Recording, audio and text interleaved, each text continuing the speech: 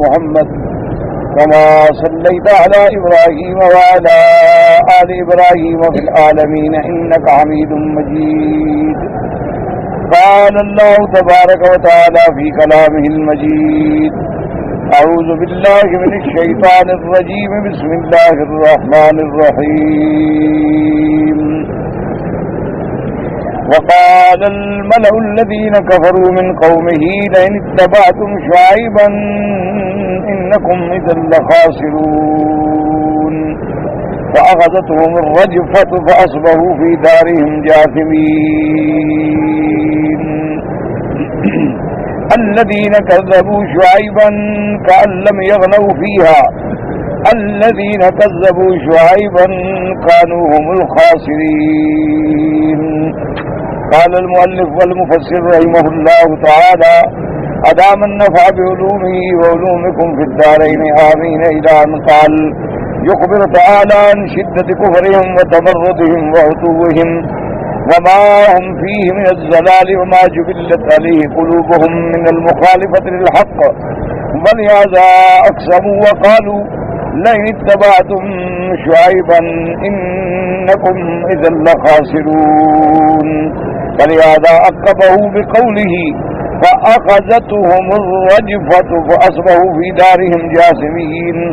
أخبر تعالى أنهم أخذتهم الرجفة وذلك كما رجفوا شعيبا وأصحابه وتوعدوهم بالجلاء كما أخبر عنهم في سورة هود.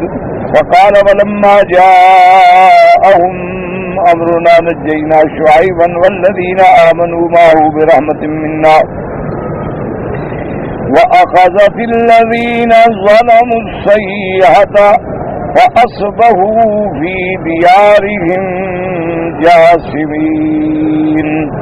اب مفسر رحمۃ اللہ علیہ ان آیات کی تفسیر بیان فرماتے ہیں کہ وقال الملأ الذین کفروا من قومہ، حضرت شعیب علیہ السلام کی قوم کے جو سردار تھے وہ کہنے لگے سب لوگوں کو، یعنی جو ان کے زیر اثر تھے، کہ لئن اتبعتم شعیبا، اگر تم لوگوں نے حضرت شعیب علیہ السلام کی اتباع کی تو تم بالکل گھاٹے میں پڑ جاؤ گے. اس لیے ہمیشہ یاد رکھیں گے جتنے کافر فرقے ہیں یا جتنے دنیا میں گمراہ جماعتیں ہیں سب یہ سمجھتے ہیں کہ ہم حق پہ ہیں اور نعوذ باللہ جو حق والے ہیں وہ غلطی پہ ہیں. اسی لیے آپ سارے قرآن مقدس میں دیکھیں کہ حضرت موسیٰ علیہ السلام اور حضرت ہارون علیہ السلام جب تشریف لے آئے فرعون کو آ کے دعوت دی تو فرعون نے اپنی قوم سے کہا کہ یہ تمہیں گمراہ کرنے کے لیے آئے ہیں، یہ تمہیں دین سے ہٹانا چاہتے ہیں اور یہ دنیا میں زمین میں فساد کرنا چاہتے ہیں. ہم دیکھو کیسے امن سکون سے رہ رہے ہیں، لیکن یہ آگے تفرقہ ڈالنا چاہتے ہیں. تو نعوذ باللہ ثم نعوذ باللہ، کافر بھی یہ سمجھتے تھے کہ ہم حق پر ہیں اور نعوذ باللہ ثم نعوذ باللہ اللہ کے نبی غلط ہیں. انا للہ و انا الیہ راجعون. اسی لیے اس کی وجہ یہ ہے کہ جو آدمی جس مقام پہ کھڑا ہے یا جو آدمی جس مذہب کو پکڑے ہوئے ہے یا جو آدمی جس طریقے پہ جمع ہوا ہے، تو خدا کی قدرت یہ ہے کہ رات دن چونکہ اس کی بات، اس کا پڑھنا، اس کی کتابیں، اس کا مطالعہ، اس کے ساتھ ملنے والے دوست ساتھی سب اسی لائن کے ہوتے ہیں، تو وہی باتیں ان کے دماغ میں بٹھا دی جاتی ہیں. اور شیطان پھر ان کے دماغوں میں بات ڈالتا ہے کہ دیکھو اب ابو جہل جو ہے وہ کہتا تھا کہ جی دیکھو جب سے حضور پاک تشریف لائے ہیں، اب ہم مکے میں رہتے تھے، اللہ کے گھر کے ہم مجاور ہیں، کعبۃ اللہ کے بنانے والے ہیں، ہم لوگوں کو زمزم پلانے والے ہیں، ہم حج کرتے ہیں، منا مزدلفہ عرفات جاتے ہیں، احرام باندھتے ہیں، ہم عقیقہ کرتے ہیں، ہم خیرات کرتے ہیں، سخاوت کرتے ہیں، مہمان نوازی کرتے ہیں، اور ہمارے اندر کوئی جھگڑا نہیں تھا. جبکہ حضور پاک آ گئے تو ساری دنیا کو انہوں نے لڑا دیا کہ اب باپ بیٹے سے الگ ہو گیا ہے، بیوی خاون سے الگ ہو گئی ہے، بیٹی ماں سے الگ ہو گئی ہے. تو نعوذ باللہ یہ تو حضور پاک نے آگے جھگڑا کیا ہے. نعوذ باللہ ثم نعوذ باللہ. اللہ تبارک و تعالی معاف فرمائے، وہ یہ سمجھتے تھے کہ ہم تو حق پر ہیں، لیکن اللہ کے انبیاء جو ہے وہ نعوذ باللہ ہمیں غلط راستے پہ لے جانے والے ہیں. اسی طرح حضرت شعیب علیہ السلام کے قوم کے سرداروں نے بھی اپنے لوگوں سے کہا کہ اگر تم نے شعیب کی بات مان لی اور اگر تم شعیب علیہ السلام پہ ایمان لے آئے، اگر تم نے ان کی اتباع کر لی تم تو برباد ہو گئے، تمہارا تو کچھ بھی نہ رہا۔ کیوں؟ اس کی وجہ یہ ہے کہ دنیا میں شعیب علیہ السلام کے پاس طاقت کوئی نہیں، اگر تم اس کا ساتھ دو گے ہم سب تمہارے مخالف ہو جائیں گے، تمہیں ہم ماریں گے، تو تمہاری دنیا بھی خراب ہو گئی۔ باقی حضرت شعیب علیہ السلام جو آخرت کی بات کرتے ہیں وہ کس نے دیکھی ہے؟ کیا پتا کہاں آخرت ہوگی، کیا پتا مرنے کے بعد کون اٹھے گا کون نہیں اٹھے گا، کہاں سزا کہاں جزا کہاں حساب، تو تم تو برباد ہو گئے۔ اللہ تبارک و تعالیٰ نے فرمایا کہ جب ان ظالموں کا تمرد اور جب ان کی سرکشی اس مقام پہ پہنچ گئی کہ نعوذ باللہ وہ پیغمبر کے ماننے والوں کو کہتے ہیں غلط ہے اور کفر پہ رہنے والے جو ہیں وہ صحیح ہیں، تو پھر اللہ کے عذاب نے پکڑ لیا۔ لیکن یہ بات یاد رکھیں کہ حضرت شعیب علیہ السلام کا واقعہ سورۃ الاعراف میں بھی ہے، سورۃ ہود میں بھی ہے، اور بھی مقامات پہ اللہ نے ذکر فرمایا ہے۔ تو قرآن مقدس میں 3 چیزوں کا ذکر آیا۔ بعض آیات میں آیا ہے کہ ان پر جو عذاب آیا وہ تھا رجفہ، رجفے کا معنی ہوتا ہے زلزلہ، زمین میں زلزلہ آیا اور ختم۔ اور بعض آیات میں آیا ہے کہ ان پہ عذاب آیا صیحہ، صیحہ کا معنی ہوتا ہے جھنگھوڑ، زور کی آواز، اتنی شدید آواز کہ آدمی کے پردے پھٹ جائے اور دل فیل ہو جائے۔ اور بعض آیات مبارک میں آیا ہے کہ ان پر عذاب آیا تھا عذاب یوم الذلہ، سائے والا عذاب، سائبان والا عذاب۔ تو اصل بات یہ ہے کہ یہ تینوں آیات میں کوئی تعارض نہیں ہے۔ اس کی وجہ یہ ہے کہ جب شعیب علیہ السلام کی قوم سرکشی کی آخری حدوں پہ پہنچ گئی تو نتیجہ یہ نکلا کہ ان پر جو ہے شدید اللہ نے گرمی ڈال دی، اتنی شدید گرمی آئی کہ اب جان نکلے۔ اب مکانوں میں جائیں تو وہ بھی آگ جل رہی ہے، باہر آتے ہیں تو گرمی سے آگ جل رہی ہے۔ تو اسی اسنا میں دکھلایا گیا ان کو کہ ایک سیاہ بادل آیا ہے جو سائبان کی طرح جنگل پہ چھا گیا ہے۔ تو یہ سارے دوڑے ہوئے اس بادل کے نیچے آ گئے کہ چلو جی ہم گرمی سے تو نکل جائیں، وہاں جا کے ہم کچھ راحت اٹھائیں۔ تو جب اس بادل کے نیچے یہ پہنچے اللہ نے حکم فرمایا جبریل کو، انہوں نے آواز دی اور نیچے زمین کو حکم دیا کہ زمینیں جو تھیں وہ ہل گئیں اور زلزلہ آیا، اور پھر اسی بادلوں سے بھی اللہ کا عذاب آیا۔ تو تینوں عذاب جو تھے وہ جمع ہو گئے، یعنی ان بھی زمینوں پہ بھی زلزلہ آیا، اللہ کے فرشتے نے آواز بھی دی، اور یوم الذلہ نے پہاڑ سایہ کر دیا گیا بادلوں کا۔ اس میں جب عذاب آیا تو ایسے پڑے تھے کہ جیسے کبھی پیدا ہی نہیں ہوئے۔ یاسمین کا معنی ہوتا ہے بجھ کے رہ جانا، جیسے تم دیا جلاتے اور آپ دیے کو بجھا دو تو بس ختم ہو گیا، ایسے ہی چلنے پھرنے والے، سانس والے، روح والے بجھ کے رہ گئے، گر گئے، کوئی بھی نہیں بچا۔ اس لیے اللہ تبارک و تعالیٰ نے ان آیات میں بھی ارشاد فرمایا کہ اللہ پاک خبر دیتی ہیں کہ جب ان کے کفر کی سختی اور ان کا تمرد اور ان کی نافرمانی حد سے بڑھ گئی، وما هم فيه من الضلال، اور جس گمراہی میں پڑے ہوئے تھے، وجبلت علیہ قلوبهم، اسی گمراہی پہ ان کے دل جو ہے وہ جم چکے تھے، والمخالفت الحق، اور حق کی مخالفت، اس لیے وہ قسمیں کھا کے کہنے لگے لئن اتبعتم، یعنی واللہ لئن اتبعتم، کہ ہم قسم کھاتے ہیں کہ اگر تم نے شعیب کی اتباع کی تو گھاٹے میں پڑ گئے، انکم اذا لخاسرون، فلہذا عقبہ بقولی، اس کے بعد اللہ نے فرمایا فاخذتهم الرجفۃ فاصبحوا فی دارہم جاثمین۔ اخبار تعالیٰ اللہ پاک نے خبر دی کہ انہم اخذتهم الرجفۃ، اللہ پاک کے حکم سے ان کو زلزلے نے پکڑ لیا۔ اس کی وجہ یہ ہے کہ وما ارجفوا شعیبا، جیسے انہوں نے حضرت شعیب کو ڈرایا تھا کہ ہم تمہیں نکال دیں گے، ہم تمہیں ملک سے باہر، تو ایک دفعہ تو بندہ ہل جاتا ہے نا، تو اللہ نے ان پر بھی ایسا عذاب دیا کہ پوری زمین ہل گئی، اور وہ حضرت شعیب کو نکالنا چاہتے تھے، اللہ نے ان کی دیار سے ان کو ہمیشہ کے لیے نکال دیا۔ فرماتے ہیں وَتَبَعَدُوهُمْ بِالْجَلَاءِ، انہوں نے حضرت شعیب کو نعوذ باللہ دھمکی دی تھی کہ ہم نکال دیں گے، کما اخبرانہم فی سورۃ ہود، جیسے کہ سورۃ ہود میں بھی اللہ نے فرمایا فَلَمَّا جَاءَهُمْ أَمْرُنَا نَجَّيْنَا شُعَيْبًا والذین آمنوا معه برحمت منا، کہ جب ہمارا عذاب کا وقت آ گیا، اللہ فرماتے ہیں کہ ہم نے شعیب علیہ السلام کو اور شعیب پر ایمان لانے والوں کو اپنی رحمت سے بچا لیا عذاب سے۔ وَأَخَذْتُ الَّذِينَ ظَلَمُوا الصَّيْحَةَ، اور جو ظالم تھے، جو کافر تھے، ان کو چنگھاڑ نے پکڑا۔ فَأَصْبَحُوا فِي دِيَارِهِمْ جَاثِمِينَ۔ والمناسبة هنا والله أعلم أنهم لما تحكموا به في قول سلطان قال الله وجاءت السيد وأسكنتهم، وقال تعالى إخبارا أنهم في سورة الشورى فكذبوه فأخذهم عذاب يوم الظلة إنه كان عذاب يوم عظيم۔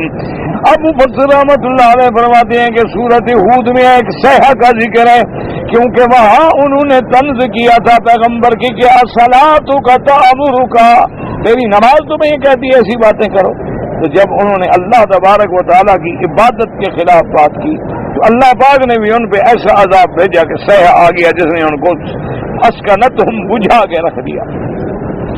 فَكَذَّبُوا، اور سورۃ شعراء میں آتا ہے فَكَذَّبُوهُ فَأَخَذَهُمْ عَذَابَ يَوْمِ الظُّلَّةِ، ان نے جھٹلایا شعیب علیہ السلام، ان کو آ گیا عذاب یوم الظلہ، وہ دن جو سائے والا دن، وہ جو بادل اللہ نے بھیجے تھے۔ انہ کان عذاب یوم عظیم، بڑا سخت عذاب۔ وما ذاکر انہم قالوا بزیاغمی سلواس کہنا کہ صفن من السماء، اور اسی طرح قرآن پاک نے فرمایا کہ وہ قوم ایسی بدبخت تھی کہ ایک دفعہ حضرت شعیب سے کہنے لگی کہ اگر تمہارے خدا میں طاقت ہے تو آسمان کا ٹکڑا گرا دو ہم پر، گرا دو، بھیج دو عذاب ہم پر۔ اللہ نے پھر آسمانوں سے بادل بھی بھیجے، زمین سے زلزلہ بھی آیا اور صیحہ بھی آیا، تینوں عذاب جمع ہو گئے۔ فأخبر أنه أصابهم عذاب يوم الذلة وقد اجتمع عليهم ذلك كله، وأصابهم عذاب يوم الذلة وهي سحابة أظلتهم فيها شرر من نار ولهب ووهج عظيم۔ ایک بادل آ گیا، ان نے سمجھا کہ بادل ہے، برسے گا اور ٹھنڈی ٹھنڈی بارشیں آئیں گی، ہوائیں آئیں گی، ان کو پتہ نہیں تھا کہ اس میں آگ ہے اللہ کی طرف سے، اس میں آگ کے شعلے ہیں، وہ لہب آگ بھڑکنے والی، وہ وہج عظیم، اور آگ کی عظیم عظیم لپٹیں اٹھنے والی جو ہیں وہ تو بادل کے اندر وہ بھری ہوئی۔ اور ثم جاءتهم صیحۃ من السماء، پھر آسمانوں سے آواز بھی آئی، ورجفۃ من الارض شدیدۃ من اسفل منهم، اور نیچے سے زلزلہ آیا، وزهقت الارواح، ختم، روح نکل گئے، وفاضت النفوس وخمدت الاجسام، اور ان کے نفس جو تھے وہ خالی ہو گئے اور ان کے جسد جو تھے وہ بجھ گئے، اب روح نکل گیا، ہر چیز ختم ہو گئی۔ فاصبحوا فی دارہم جاثمین۔ ثم قال تبارک وتعالی کأن لم یغنوا فیہا أي كأنهم لما أصابتهم نكبة في مبديارهم التي أرادوا إجلاء الرسول وصابه منها، ثم قال تعالى مقابلا لكيدهم الذين كذبوا شعيبا كانوا هم الخاسرين۔ اللہ تبارک و تعالیٰ فرماتے ہیں کہ جب ہمارا عذاب آیا اور برباد ہوئے، ایسے برباد ہوئے کہ كأن لم يغنوا فيها، گویا کہ وہاں وہ تھے ہی نہیں کبھی۔ وہ تو چاہتے تھے نا کہ ہم اس بستی سے نبی کو نکال دیں گے، اللہ نے ان کو ہمیشہ کے لیے نکالا، برباد ہو گئے۔ اس لیے اللہ نے فرمایا ان کے مقابلے پر، وہ کہتے تھے نا کہ اگر تم نے شعیب علیہ السلام کی بات مانی، اللہ نے فرمایا نہ اصل بات یہ ہے الذین کذبوا شعیبا کانوا هم الخاسرین، جن لوگوں نے میرے پیغمبر شعیب کی تکذیب کی، گھاٹے والے تو وہ تھے کہ دنیا میں بھی عذاب آ گیا، برباد ہو گئے، اور اس کے بعد آخرت کا عذاب دائمی بھی خرید لیا۔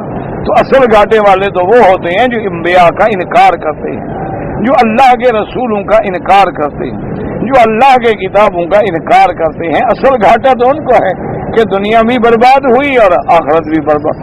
لیکن خدا کی شان دیکھیں کہ پیغمبر کے دل میں پھر بھی شفقت ہوتی ہے، پھر بھی انبیاء کے دلوں میں رحمت ہوتی ہے۔ قوم جب برباد بھی ہو گئی، ہلاک ہو گئے، تباہ ہو گئے، پھر بھی اللہ کے نبی نے دیکھا اور کہا بدبختوں، میں نے تو تم کو نصیحت کی تھی لیکن تم نے نہ مانا، تم نے میری بات کو نہ سنا، تم میری بات پر ایمان نہ لے آئے، برباد ہو گئے۔ فتول عنهم وقال يا قوم لقد أبلغتكم رسالات ربي ونصحت لكم فكيف آسى على قوم کافرین. اللہ فرماتے ہیں کہ میرے پیغمبر جب ان سے پھرے اور کہا کہ اے قوم میں نے تو تمہیں اللہ کا پیغام پہنچایا, میں نے تو تم کو نصیحت کی, لیکن تم نے میری بات نہ مانی. اب میں کیا افسوس کروں اس قوم پہ جو کافر تھی, برباد ہونے والی. ای بدم اللہ عنہم شعیب علیہ السلام بعد ما اصابهم ما اصابهم من عذاب النكبة والنكال وقال مكرا لهم وموبخا یا قوم لقد ابلغتکم رسالات ربی ونصحت لکم. اللہ فرماتے ہیں کہ شعیب علیہ السلام ان کے عذاب آنے کے بعد جب وہاں سے لوٹے تو فرمایا بطور توبیخ, بطور زجر, قد ادیت الیکم ما ارسلت به, میں نے تو اپنا اللہ کا حق ادا کر دیا. اللہ نے مجھے جو دین بھیجا تھا دے کر میں نے پہنچا دیا, اور میں نے تمہیں بڑی نصیحت کی. فلا آصف علیکم وما جئتکم به وذاب کیف آسى علی قوم کافرین. اب میں تم پہ کوئی غم نہیں کرتا, کیسے غم کروں, تم نے تو کوئی بات مانی نہیں, تم نے تو کوئی نصیحت بھی نہیں سنی. اللہ فرماتے ہیں وما ارسلنا فی قریۃ من نبی الا اخذنا آلها بالباساء والضراء لعلهم يضرعون ثم بدلنا مكان السيئة الحسنة حتى عفوا وقالوا قد مس آباءنا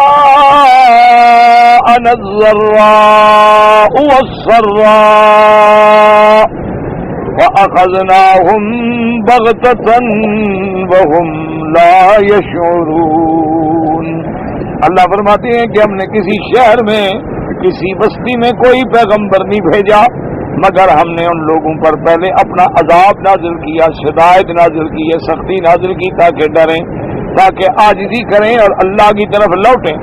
لیکن جب نہ لوٹیں ثم بدلنا مکان السیئۃ الحسنہ, پھر ہم نے برائی کے بجائے بھلائی عطا فرما دی, معافی عطا کر دی, عذاب اٹھا لیا, ہم نے نعمتیں عطا کر دی. اب جب نعمتیں مل گئی تو دماغ خراب ہو گیا, کہنے لگے بھائی کیا کہتے ہیں, یہ اللہ کے نبی کی وجہ سے نہیں ہے, ہمارے باپ دادا جو گزرے ہیں ان پہ بھی سختی نرمی آتی تھی, کبھی سختی, کبھی نرمی, کبھی دن, کبھی رات, کبھی مصیبت, کبھی خوشی. یہ کو اللہ کے پیغمبر کی وجہ سے تھوڑا عذاب آیا. اب اللہ نے فرمایا جب وہ اس بات پہ اڑ گئے تو آ گیا میرا عذاب اچانک, ایسا اچانک پکڑا میرے عذاب نے کہ پھر ان کو پتہ بھی نہیں لگا. اس لیے یاد رکھیں کہ سیدنا امیر المؤمنین عمر بن الخطاب رضی اللہ تعالیٰ عنہ فرماتی تھی ابتلینا بالضراء فصبرنا. حضرت عمر فرماتے تھے کہ لوگوں سب سے پہلے ہم پہ امتحان آیا غربت کا, فقر کا, فاقہ کا, کہ کھانا نہیں ملتا, روٹی نہیں ملتی, رہنے کو جگہ نہیں ملتی. مکے والے نکال رہے ہیں, صحابہ کبھی حبشے جا رہے ہیں, کبھی ہجرت کر رہے ہیں, کبھی مدینہ منورہ جا رہے ہیں, اور پیٹ بھر کے کھجوریں کھانے کو نہیں ملتی, کپڑے پہننے کو نہیں ملتے. حدیث مبارک میں آتا ہے کہ ایک دن میرے آقا سرکار دو عالم سیدنا محمد الرسول اللہ صلی اللہ علیہ وعلا آلہ واصحابہ وسلم تسلیما کثیرا کثیرا, آپ بیٹھے تھے کہ ایک صحابی گزرے آپ کے آگے. حضور کی جب نظر پڑی فبکا رسول اللہ صلی اللہ علیہ وسلم, حضور رونے لگے.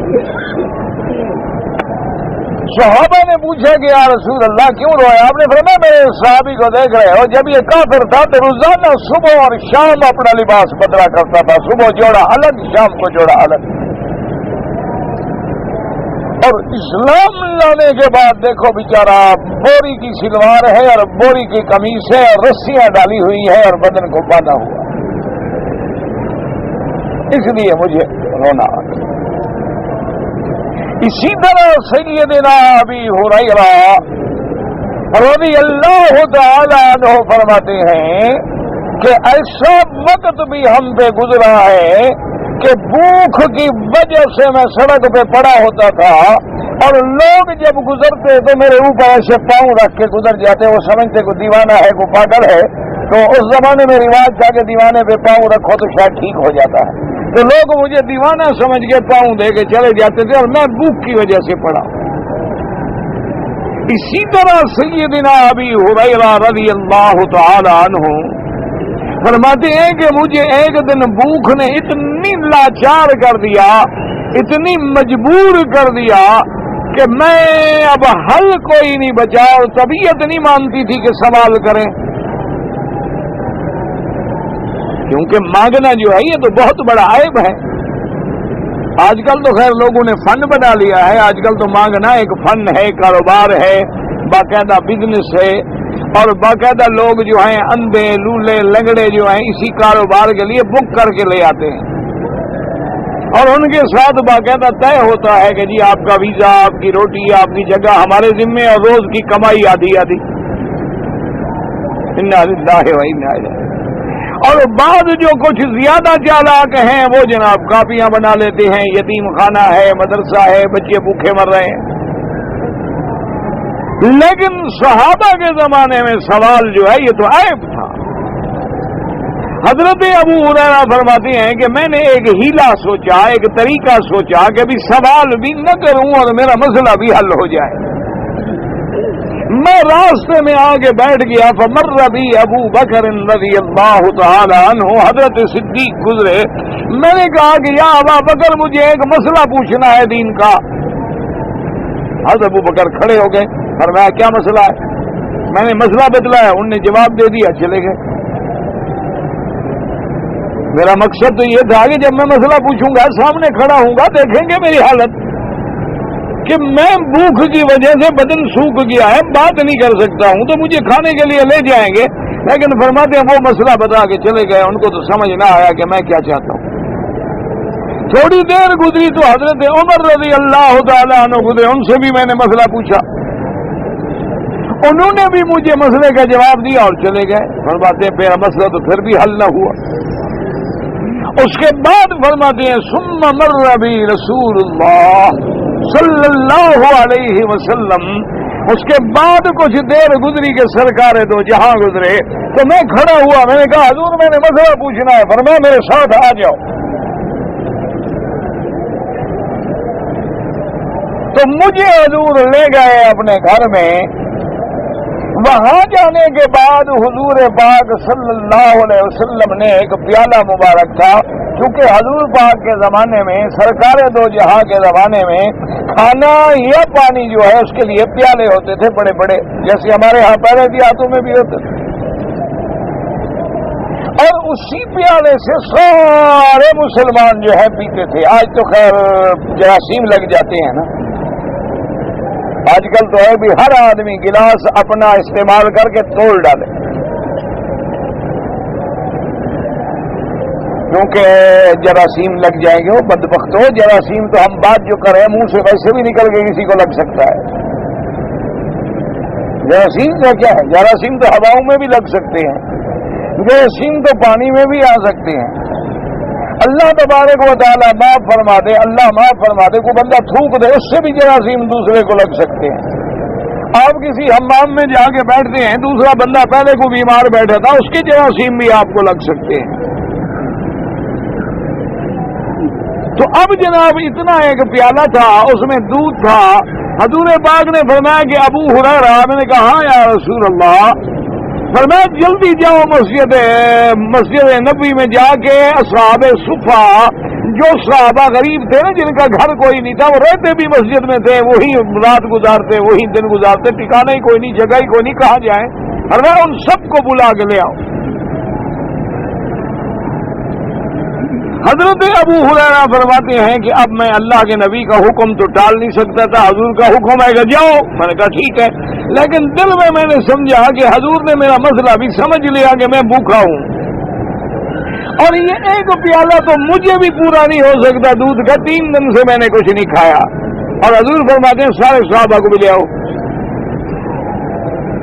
فرماتے ہیں میں دوڑا آیا، اصحاب صفا تقریباً 60 اور 70 کی تعداد میں تھے، ان سب کو بلا کے لے آیا تو حضور پاک نے وہ پیالہ مجھے پکڑا ہے، کہا ابو ہریرہ پکڑو اور دائیں طرف سے سب کو پلانا شروع کرو۔ اب حضرت ابو ہریرہ فرمایا میرا تو امتحان ہو گیا نا، جس صحابی کو میں دوں وہ منہ کو لگا میں دیکھ رہا ہوں بچتا ہے کہ نہیں بچتا، میرے لیے تو اور امتحان ہو گیا۔ دیکھو نا آدمی بھوکا ہو، رمضان میں دیکھا ہے نا آپ نے، جب شدت کی بھوک لگی ہوتی ہے، پیاس لگی ہوتی ہے، سامنے کھانا ہے، کھجور ہے، زمزم ہے، ٹھنڈا پانی ہے، لیکن وقت نہیں ہوا۔ تو حضرت ابو ہریرہ فرماتے ہیں میں نے پلانا شروع کیا، ایک نے پیا، دوسرے نے، تیسرے نے، چوتھے نے، پانچویں نے، 70 کے 70 صحابہ نے وہ دودھ پی لیا، اور آخر میں حضور نے فرمایا کہ خود یا ابا ہریرہ، حضرت تم پیو، کہتے میں نے دیکھا تو پیالہ اسی طرح بھرا ہوا ہے۔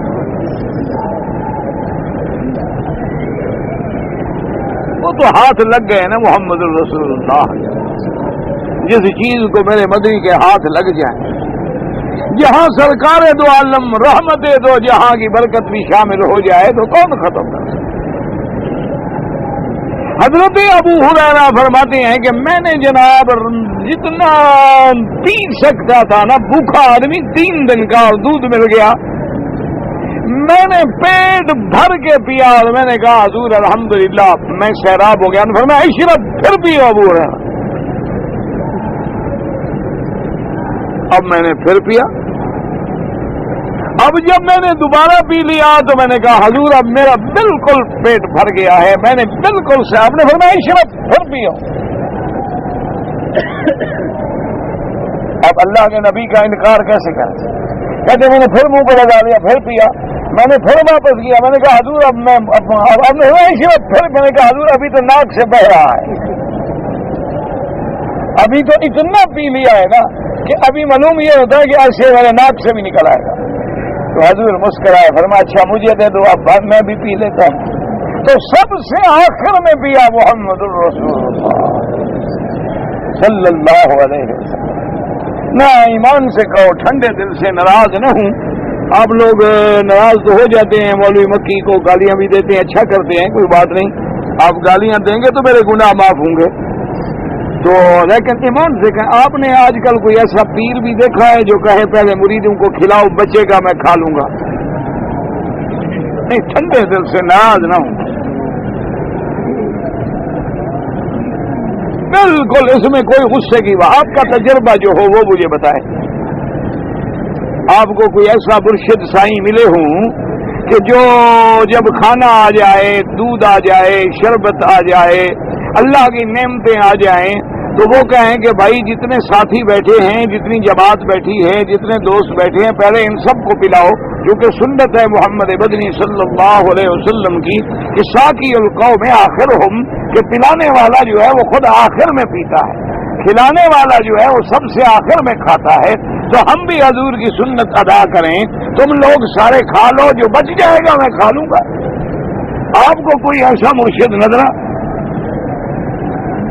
ملا ہو تو ذرا مجھے بھی بتانا، میں زیارت کرنے جاؤں گا۔ آج کل تو حضرت مرشد کا کھانا الگ، خلیفے کا الگ، اور مریدوں کا الگ۔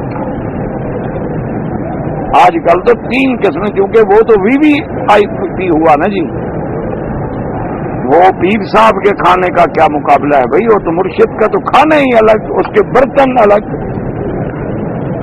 اور بعض مرشد ایسے اب بھی تمہارے ملک میں موجود ہیں کہ ان کو جن برتنوں میں کھانا دیا جائے وہ نئے برتن منگوائے جاتے ہیں، اور اسی میں کھانا ان کو استعمال ہوتا ہے، اور کھانے کے بعد وہ بند کر کے حضرت کے ساتھ بھیج دیے جاتے ہیں کہ اب ان کو عورتوں کو مرید ہاتھ لگا نہیں سکتا نا۔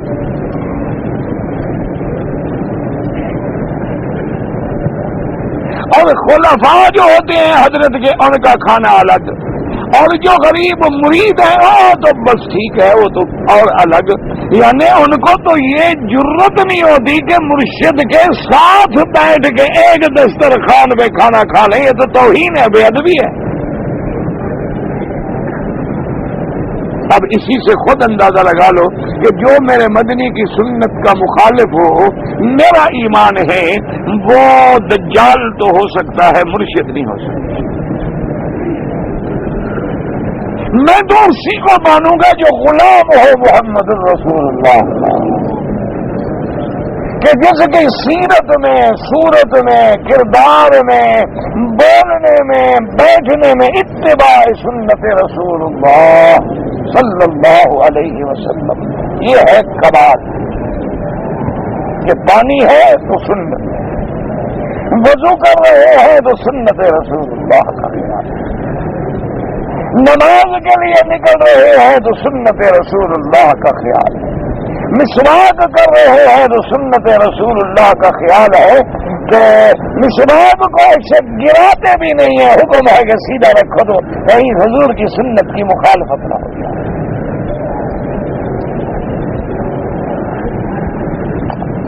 اب دیکھیں ساری کائنات سے اللہ کی مخلوق میں افضل کون ہے؟ محمد رسول اللہ۔ آپ فرماتے ہیں صحابہ کو کہ تم پی لو میں بعد میں، اسی طرح صحابہ کہتے ہیں کانا اقلہم تکلفن، سرکار تو جہاں جو آتے تو ہمارے درمیان میں آگے ایسے بیٹھ جاتے بے تکلف، اور ہمارے اپنا بازو یوں رکھ لیتے، اپنا ہاتھ مبارک یوں رکھ لیتے، کوئی چیز آ جاتی تو دستر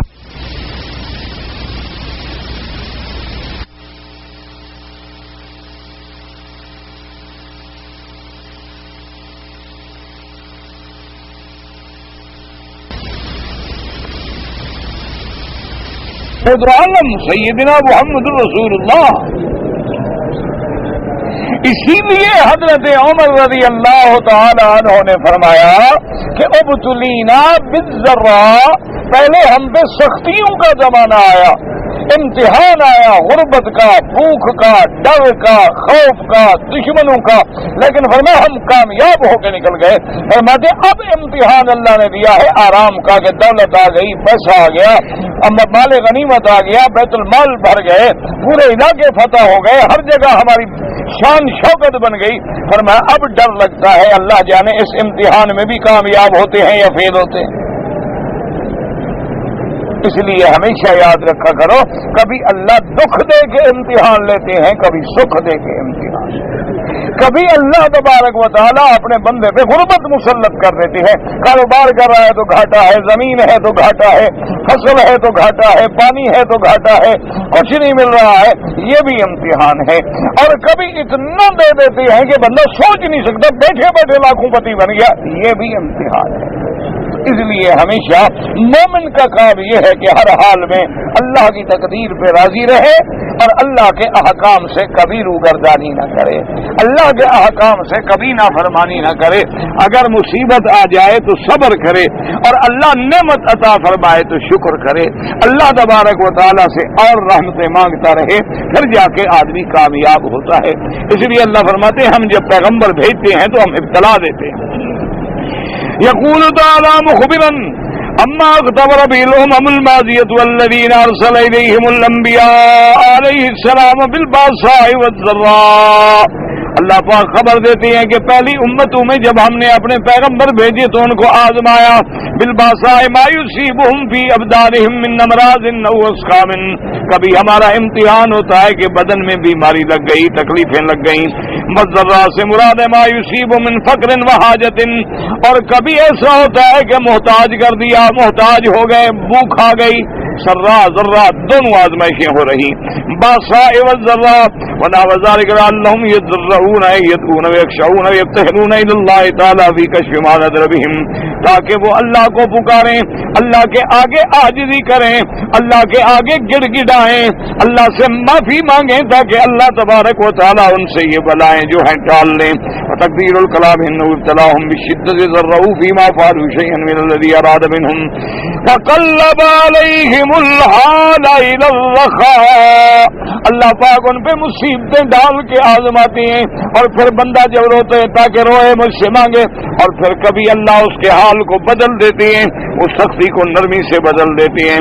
ولہذا قال تبارک و تعالی ثم بدلنا مکان السیئۃ الحسنۃ، اے حولنا الحال من شدۃ الی رخاء، سختی سے نرمی کی طرف، ومن مرض وسقم الی صحت وعافیت، اور بیماری جو لگی تھی اس کے بجائے صحت دے دی، ومن فقر الی غنا، فقر کے بجائے غنا دے دیا، کیوں؟ لیشکروا علی ذلک مما فعلوا، تاکہ اللہ کا شکر ادا کریں وقوله تعالی حتی عفوا اے قصر وقسم والهم واولادهم. اب مفسر رحمۃ اللہ علیہ فرماتے ہیں کہ حتی عفوا جب بہت ہو گئے یعنی مال بھی بڑھ گیا اولادیں بھی بڑھ گئیں. کیونکہ ایک عفو کا معنی ہوتا ہے زیادہ جیسے ہے نا یسالونک عماذا ينفقون قل العفو. تو معنی یہ ہوتا ہے کہ جب ہم نے نعمت دی اب پیسہ آ گیا دولت آ گئی اولادیں آ گئی بیوی بچے آ گئے بہت قبیلہ بڑھ گیا اور جب زیادہ ہو گئے کسروا وکسرت وقالوا قد مس آباءنا الضراء والسراء فأخذناهم بغتة وهم لا يشعرون. يقول تعالى ابتليناهم بهذا وهذا ہم نے آزمایا کیوں لیتضرعوا وینیبوا الی اللہ تاکہ روئیں اللہ کی طرف رجوع کریں فیما نجا فیہم لا ھذا ولا ھذا ولا انتهوا بھذا ولا بھذا. لیکن وہ ظالم قومیں ایسی ہیں کہ مصیبت پڑی پھر بھی اللہ کو یاد نہیں کیا, اگر نعمت ملی پھر بھی اللہ کا شکر نہیں کیا, ہر حال میں نافرمانی پہ اڑے رہے. وقالوا قد مسنا من الباساء والضراء ثم بعد من الرخاء مثل ما صاب آباءنا فی قدیم الزمان والدہر. بلکہ کہنے لگے بھی ایسے حالات ہمارے باپ دادے کو بھی پیش آئے تھے, کبھی غربت ہے کبھی آرام ہے کبھی دولت, یہ تو ایسے ہوتا رہتا ہے, یہ اللہ کا عذاب تھوڑا ہے.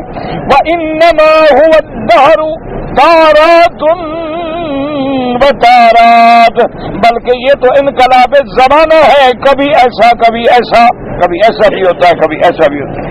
بل لم يتفتنوا لأمر الله فيهم ولا يستشروا ابتلاء الله لهم بالعالمين.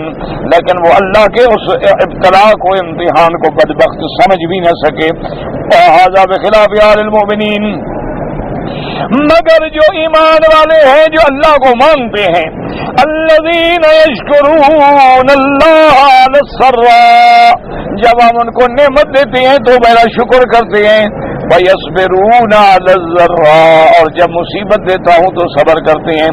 كما ثبت في الصحيحين عجبا للمؤمن لا يقضي الله له قضاء الا كان خيرا له ان اصابته ضراء صبر وكان خيرا له وان اصابته سراء شكر فكان خيرا له. حدیث سے مبارک ہے بخاری اور مسلم میں حضور پاک نے فرمایا کہ عجبا للمؤمن, کہ مومن کے لیے کیا عجیب حال ہے, کیسی اچھی بات ہے کہ مومن جب مصیبت میں آتا ہے صبر کرتا ہے تب بھی اجر ملتا ہے, اور مومن کو جب اللہ نعمتیں دیتی ہیں شکر کرتا ہے تب بھی اجر ملتا ہے. مومن تو ہر حال میں کامیاب ہے, دکھ آئے تو کامیاب, سکھ آئے تو کامیاب. مومن جو ہے وہ ہر حال میں خوش ہوتا ہے. اگر تکلیف آ جاتی ہے تو کہتا ہے کہ میں استغفار کرتا ہے, اللہ کی طرف رجوع کرتا ہے اور کہتا ہے انا للہ و انا الیہ راجعون. اللہ نے دیا اللہ کی طرف لوٹ گیا, صابر ہے تو اللہ پاک اس کو صبر پہ اجر عطا فرماتی ہیں. اور جب اللہ کوئی نعمت دیتے ہیں, اولاد دیتے ہیں, مال دیتے ہیں, صحت دیتے ہیں, عزت دیتے ہیں تو شکر کرتا ہے, کہتا ہے مولا تیری رحمت ہے, میں اس قابل کا, یہ تو تیرا کرم ہے کہ تو نے مجھے نعمتوں سے نواز دیا ہے, ورنہ ہم کہاں اور تیرا کعبہ کہاں, ہم کہاں اور تیرے حرم کی سرزمین کہاں. ہم جیسے گناہگار بد کردار جن کی زندگیاں ساری خطاؤں میں گزر گئیں, گناہوں میں گزر گئیں, نافرمانیوں میں گزر گئیں, اللہ تبارک و تعالیٰ کی عصیان میں گزر گئیں, غفلتوں میں گزر گئیں, ان کا کیا مقام تھا کہ وہ کعبے کو دیکھیں, تیرے قرآن کو دیکھیں. تیرا کرم ہے, تیری رحمت ہے, تو اگر محروم کر دے تو ہم کیا کر سکتے ہیں, ہماری طاقت ہے, کسی کی ضرورت ہے. آج بندہ اپنے باپ کے گھر میں بھی نہیں داخل ہو سکتا, بھائی کے گھر میں نہیں جا سکتا, خدا کے گھر میں کس کی طاقت ہے کہ آ جائے, یہ تو اس کا کرم ہے. لیکن شرط یہ ہے کہ اللہ پھر ادب نصیب فرمائے, اللہ تبارک و تعالی شکر کی توفیق عطا فرمائے. اس کے بعد فرماتے مومن وہ ہوتا ہے کہ جو بات کو سمجھے. نصابت الشر فرما لہذا جاء فی الحدیث لا يزال البلاء بالمؤمن حتى يخرج نقيا من ذنوبه والمنافق مثله كمثل الحمار لا يدري فيما ربطه أهله ولا فيما أرسلوه. حدیث مبارک میں آیا حضور فرماتے ہیں کہ اللہ اپنے مومن بندوں پہ مصیبت ڈالتے ہیں. کیوں؟ فرمائیں یہ بھی انعام ہے. یہ بھی انعام ہے تاکہ وہ اپنے گناہوں سے دھل کے نکل جائے. اللہ پاک تکلیف دیتے ہیں، صبر کیا گناہ مٹ گیا، گناہ ختم ہو گئے. اور جو منافق ہیں کافر ہیں ان کا حال ایسی ہے کہ کمثل الحمار، ان کا مثال ایسی ہے جیسے گدھا. اب گدھے کو مالک باندھ دے، اس کو پتہ نہیں کہ کیوں باندھ دیا ہے. اگر اس کی رسا کھول دے تو اس کو یہ بھی پتہ نہیں بھی اب کیوں کھول دیا. وہ تو گدھا ہے، کیا سمجھے؟ گدھا تو بلید ہوتا ہے نا، وہ تو نہیں سمجھتا، وہ تو کند ذہن ہوتا ہے، اسے نہیں پتا. لیکن مومن ہے کہ اگر تکلیف آ گئی کہتا ہے یہ بھی آزمائش ہے. اسی لیے آپ دیکھیں کہ بڑے بڑے اللہ کے انبیاء علیہ السلام تکلیفیں آ گئی لیکن اللہ کو پکارا کہ رب انی مسنی الضر وانت ارحم الراحمین.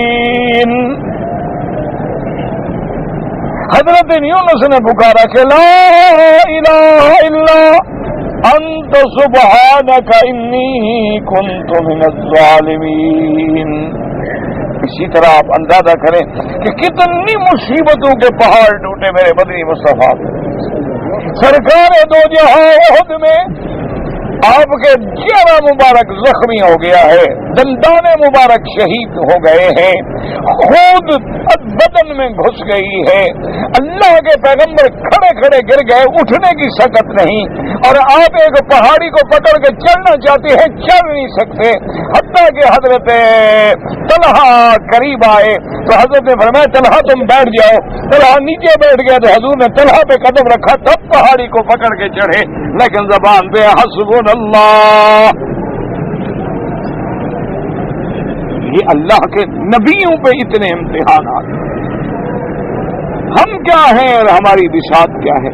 اس لیے یاد رکھیں کہ مومن تو ہر حال میں راضی ہوتا ہے. حضرت عبداللہ ابن مسعود رضی اللہ تعالی عنہ جب بیمار تھے، حضرت عثمان خلیفۃ المسلمین تھے، آپ دعا کے لیے آئے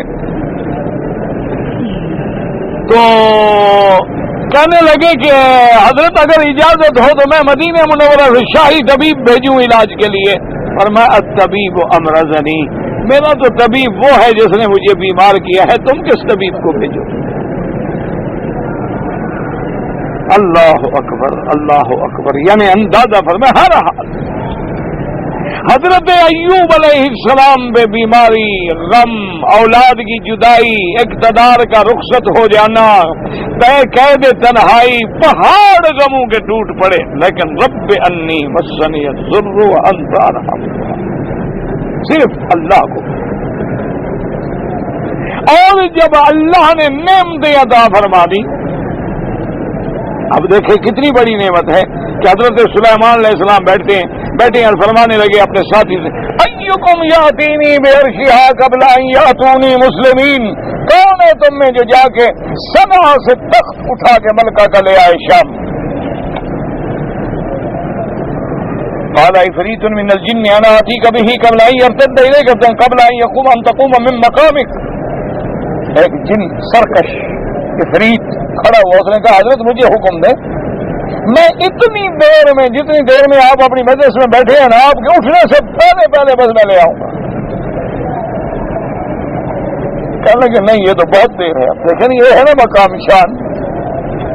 حضرت یمن سے شام ایک پورا ملکہ کا تخت ہے، اس کو لانا ہے.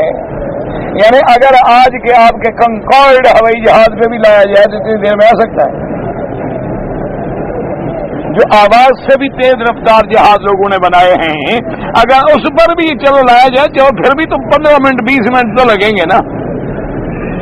آپ نے فرمایا نہیں یہ بڑی دیر ہے، اتنی دیر نہیں چاہیے، اس سے بھی جلدی چاہیے.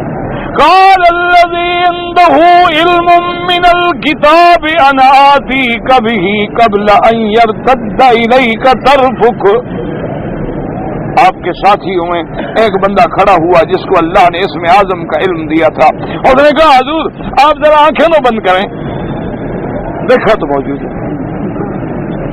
فلما رآه مستقرا عنده، دیکھا جناب تخت آ گیا. قال هذا من فضل ربي. فوراً حضرت سلیمان نے کیا کہا کہ یہ کیا کیسے ہوا، یہ کس کا فضل ہے. یہ نہیں کہا کہ یہ کمال ہو گیا یار تم تو بڑے طویل رکھتے ہو، بڑے باہر ہو یار، تم نے تو کمال کر دیا. اور تیری تو یار کمال اتنی نظر ہے اور ایسا علم. نہیں یہ میرے رب کا فضل ہے. لیبلونی، وہ امتحان لینا چاہتے ہیں کہ میں شکر کرتا ہوں کہ نہیں کرتا.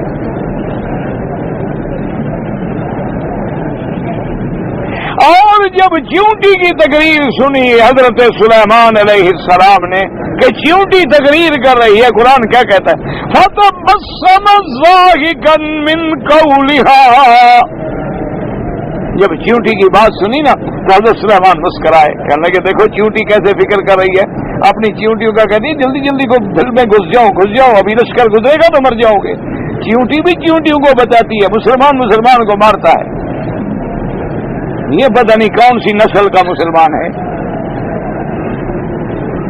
چیونٹی کیڑی وہ کہتی ہے جلدی کرو بلوں میں گھس جاؤ، حضرت سلیمان کا لشکر گزرنے والا ہے.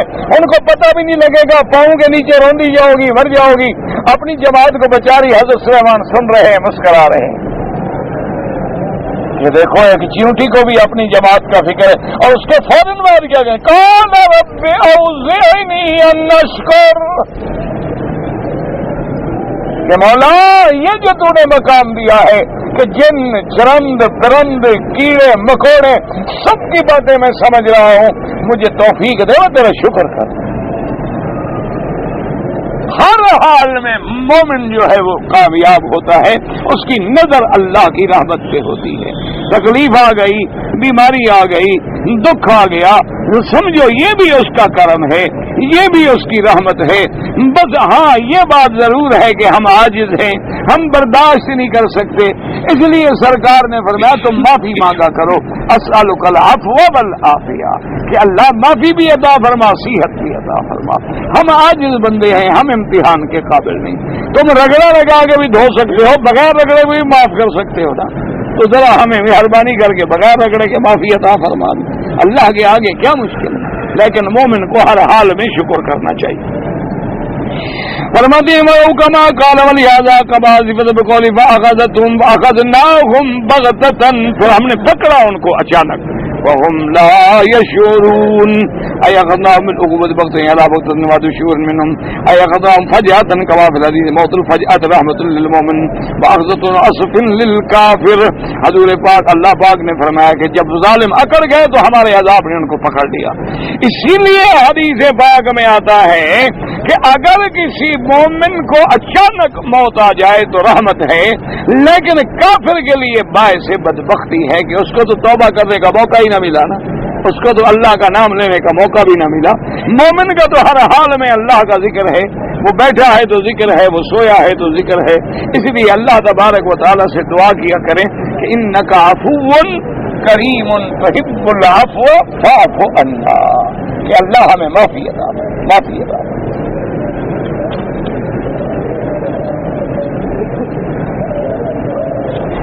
کہتا ہے جی کہ میں نے آج عصر کی نماز کے وقت میں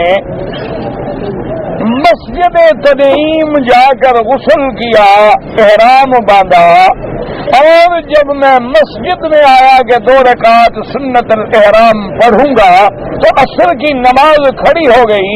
میں نے نماز پڑھی اور پھر نماز کے بعد چونکہ نماز نہیں پڑھنی تھی میں نے کوئی نماز نہیں پڑھی. آپ نے بہت اچھا کیا.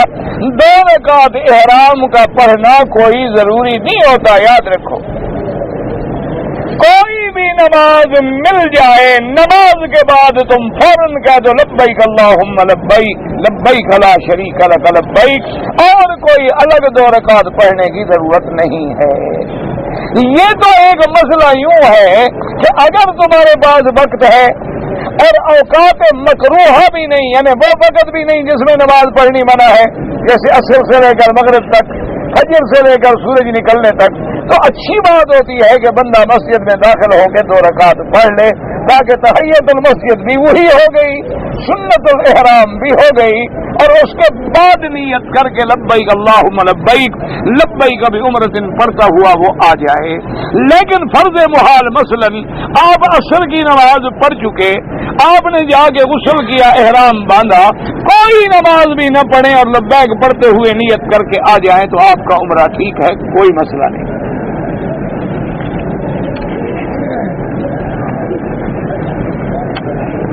کہتا ہے جی کہ بعض لوگ احرام کو بٹن لگا دیتے ہیں کہ بٹنوں سے بند کر دیا، یا پن لگا دیتے ہیں، یا کوئی بسکوا وغیرہ لگا دیتے ہیں، وہ تو سلائی ہو گئی، وہ تو حرام ہے، دم پڑ جائے گی۔ سلائی دھاگے سے کرو یا پن سے کرو، دھلائی تار سے کرو یا دھاگے سے کرو، بات تو ایک ہو گئی، وہ تو بالکل ناجائز ہے، بلکہ دم پڑ جاتی ہے۔ ایسا پینشن لگانے کی کوئی ضرورت نہیں ہے۔ آپ اپنے اوپر پورا احرام ڈالیں، صرف جب طواف کریں تو پہلے 3 چکروں میں دایاں کندھا نکال لیں اور آرام سے رمل بھی کریں تاکہ سنت رسول پاک صلی اللہ علیہ وسلم پوری ہو جائے، اور جب اشواط ثلاثہ کر لیں پھر کندھے نکالنے کی بھی ضرورت نہیں اور رمل کرنے کی بھی ضرورت نہیں۔ اور اسی طرح یہ مسئلہ بھی سمجھ لیں، ہمارے بہت سارے لوگ حالت احرام میں جب احرام باندھتے ہیں وہیں سے کندھا نکال لیتے ہیں، یہ تو بے وقوفی ہے، جہالت ہے۔ اور اسی طرح بعض لوگ کندھا نکال کے نمازیں پڑھتے ہیں تو نماز میں کراہت آ جاتی ہے، کیوں کندھا نکال کے کھڑے ہو؟ کس نے کہا ہے کہ کندھا نکالو؟ کندھا تو صرف طواف کے بھی پہلے 3 چکروں میں نکالا جاتا ہے۔ اچھا، وہ اگر کسی کو بھول جائے تو بعد میں نکالنے کی کوئی ضرورت نہیں، نہ صفا مروا میں نکالنے کی ضرورت ہے، نہ طواف میں نکالنے کی بعد میں ضرورت ہے، اور نہ احرام باندھ کے، یعنی یہ بیچارے کراچی سے جو احرام باندھے تو وہیں سے کندھا نکال لیتے ہیں۔ یہ جہالت ہے اور بے وقوفی ہے۔ مسائل کو سمجھا کریں اور دین کو سمجھا کریں، اور اللہ کے لیے اتنی محنت کیا کریں کہ 30 40 ہزار روپیہ عمرے پہ خرچ کرتے ہو، عمرے پہ آنے سے پہلے کوئی چھوٹی سی کتاب لے لی، اس کو 2 3 4 5 دفعہ پڑھ لیا، اور جو بات سمجھ نہ آئے محلے کے عالم کے پاس چلے گئے کہ جی میرا 4 دن کے بعد عمرے پہ جانے کا ارادہ ہے، میں نے یہ کتاب پڑھی ہے، یہ مسئلہ مجھے سمجھ آ گئے، یہ سمجھ نہیں آئے، ذرا مہربانی کر کے سمجھا دیں۔ اگر وہ عالم ہے سمجھا دے گا، اور اگر وہ عالم نہیں ہے تو کسی عالم کا دروازہ دکھا دے گا۔ کیوں، یہ ضروری تو نہیں ہوتا نا کہ ہر مسجد میں عالم ہو، ہر مسجد میں عالم تو نہیں ہوتا، اور نہ ہر داڑھی رکھنے والا عالم ہوتا ہے، تو لازمی بات ہے کہ وہ آپ کو پھر کسی اور عالم کی خدمت پہ بھیج دے گا کہ بھائی مجھے پتا نہیں ہے مسئلے کا، فلاں عالم سے جا کے پوچھ لو، بات ختم ہو گئی۔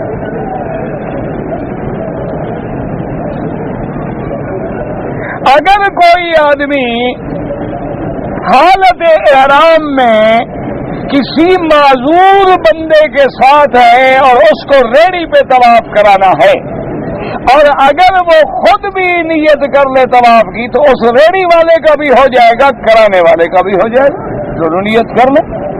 اس کو صفا دوڑا رہا ہے تو معذور کی صفا بھی ہو جائے گی اور دوڑانے والے کی بھی ہو جائے گی، یعنی کہ اس کو دوڑا کے یہ بیچارہ پھر الگ دوڑے، یہ تو کوئی مسئلہ نہیں۔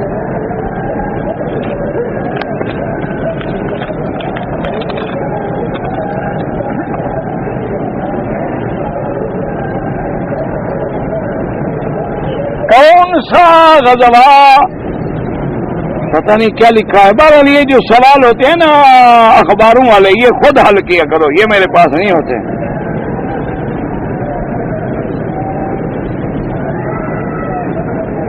اگر کوئی آدمی مثلا گندم کی فصل آ جائے اور گندم خرید کر کے مثلا 1000 من سٹاک کر لے کے بعد میں جب ریٹ بڑھے گا تو بیچ دوں گا، اگر ملک میں گندم کی کمی نہ ہو تو پھر تو رکھ لینا جائز ہے، لیکن اگر علاقے میں گندم نہیں مل رہی، لوگ بھوکے پڑ رہے ہیں اور یہ لوگ چھپا کے بیٹھا ہوا ہے تو یہ حرام ہے، سمجھ آ گئی؟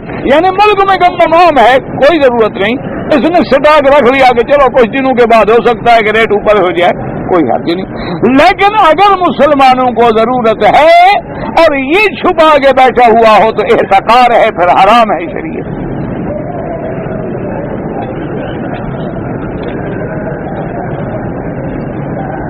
میلاد النبی منانا جو ہے وہ بدعت ہے۔ یاد رکھو کہ جس اللہ کے نبی نے رحمت دو جہاں نے ہمیں وضو کرنا بھی سکھلایا، ناک میں پانی لینا بھی سکھلایا، مسح کرنا بھی سکھلایا ہے، اگر میلاد دین ہوتا تو نبی وہ بھی سکھلا کے جاتے ہیں، کیوں چھوڑ دیا یہ مسئلہ کہ 1400 سال کے بعد تم خود سیکھنا؟ اس لیے اس کا دین سے کوئی تعلق نہیں ہے۔ باقی یہ رہی کہ ہم محبت میں مناتے ہیں. اگر محبت میں تم عشاء کی نماز 6 رکعت شروع کر دو تو اللہ کا عذاب ہوگا، ثواب نہیں ملے گا. کہو جی ہم تو محبت سے پڑھ رہے ہیں، روز 4 رکعت پڑھتے ہیں، آج تو دل کرتا ہے امام 6 رکعت پڑھا دیتا ہوں. کیوں جی؟ محبت ہے مجھے نماز سے. تو محبت میں دین کا مسئلہ تبدیل نہیں ہوتا. اور اگر یہ محبت کی بات ہوتی، ہمارا ایمان ہے سب سے زیادہ محبت کرنے والے صحابہ اور اہل بیت ہیں. جب انہوں نے نہیں منایا تو ہمیں کیا حق ہے منانے کا؟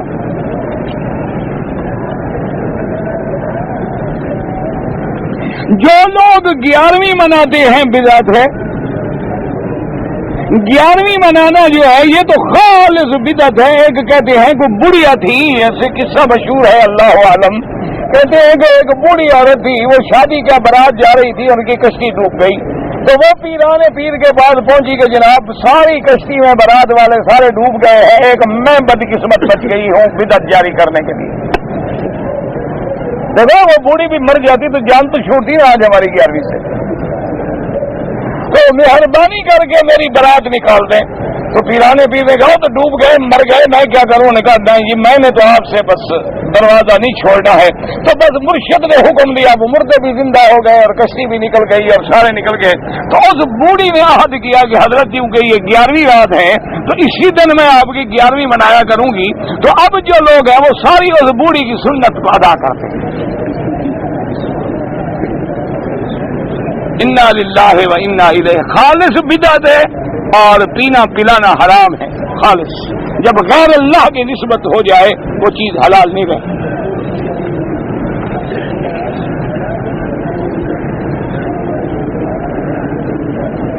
کہتا ہے جی کہ اگر کوئی آدمی انگلینڈ میں رہتے ہوئے وہاں کسی عورت کے ساتھ کولڈ میرج کر لے، اگر وہ عورت بھی مسلمان ہے اور تم بھی مسلمان ہو، عورت کے اولیاء بھی راضی ہیں یعنی ماں باپ بھائی جو بھی ہیں، اور باقاعدہ عدالت وہاں کے قانون کے مطابق، لیکن ایجاب قبول ہے تو نکاح ہو جائے گا. کوئی ضرورت نہیں کورٹ چاہے تمہاری ہو چاہے کسی کی ہو. شرط یہ ہے کہ مرد بھی مسلمان عورت بھی مسلمان اور دونوں کے اولیاء امور بھی راضی ہوں اور ایجاب قبول بھی کیا جائے. باقی قانونی طور پہ رجسٹریشن وہ جا کے کورٹ میں کرائیں کہیں کرائیں، وہ تو قانون دنیا کا ہے. اصل تو ایجاب قبول ہے، 2 گواہوں کے سامنے نکاح ہو گیا.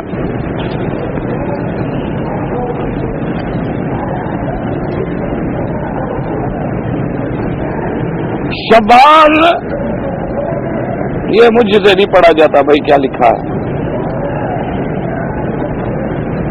فجر کی قرات سنتے کھڑے کھڑے خواب دیکھے نماز ٹوٹ جاتا ہے. اچھا یعنی کھڑے کھڑے حضرت خواب دیکھ رہے ہیں، نماز پڑھے. نماز نہیں ٹوٹتا، دیکھتے رہو خواب، کیونکہ کھڑے کھڑے جو نیند آئے کچھ نہیں ہوتا. کھڑے کھڑے آ گیا ہوگا نا جھٹکا غریب کو. کہتا ہے جی کہ حنفی مسلک کے مطابق یہاں عصر کی نماز کا وقت جو ہے وہ نہیں ہوتا، لیکن حنفیوں میں سب سے بڑے فقیہ جو تھے حضرت گنگوئی، ان کا فتویٰ ہے کہ اللہ کے حرم کی نماز نہ چھوڑے، جماعت کے ساتھ اتباع کریں.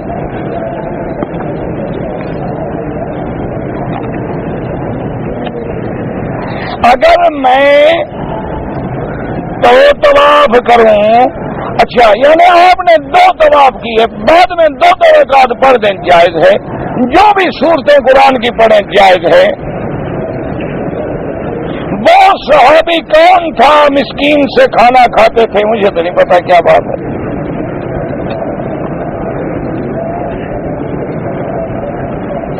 یعنی نوافل میں ترتیب کے لیے، یعنی کیونکہ تراویح سنت مؤکدہ ہے، اس میں بھی احناف کہتے ہیں کہ بالغ ہو امام. وہ تو میں نے سمجھانے کے لیے کہا تھا کہ فرائض نہ ہوں، البتہ نوافل میں اس کو تعلیم دینی ہے، قرآن سننا ہے، سیکھنا ہے تو جائز ہے. یہ تو نہیں کہ میں نے کہا تراویح میں امام بنا لو. اگر ملتزم کے قریب یا حتیم میں 2 رکعت پڑھے طواف کے سب جائز ہے. غلاف کے نیچے 8 پتھر ہے، ایک جگہ 1 پتھر ہے. ہم نے تو کبھی نہیں گنے 8 ہیں یا 7 ہیں. تم جانو تمہارا